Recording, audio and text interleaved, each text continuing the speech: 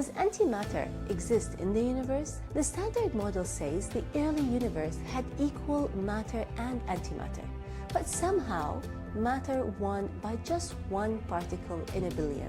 Why? We don't know. But maybe, just maybe, antimatter is out there hidden in a distant region of the universe, or even in a dimension where we can't see. Let's search your mind a bit more here. If every matter has an antimatter, does that suggest that everything we see carries its own non-existence with it? This point is very important because it offers a reasonable explanation to a deep philosophical problem. Where did God create us? Within Him or outside of Him?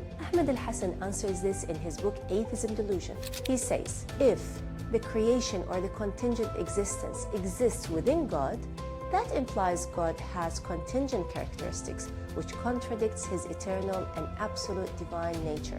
And if creation exists outside of God, then that external being would itself be eternal, which also contradicts the belief that only God is eternal. What this understanding reveals is that it is neither this nor that.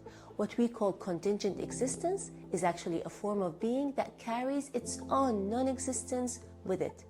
Much like in modern physics, where we observe the duality of matter and antimatter, or positive and negative energy. Therefore, creation is neither within God nor outside of Him, because in its truest nature, creation amounts to nothing when it's compared to the actual existence of God, the truly existing one. If matter and antimatter suggest the universe adds up to nothing, what about the unseen 70% that's pushing galaxies apart? Let's talk about dark energy next. For more, check out Atheism Delusion book by Ahmed Alhasan.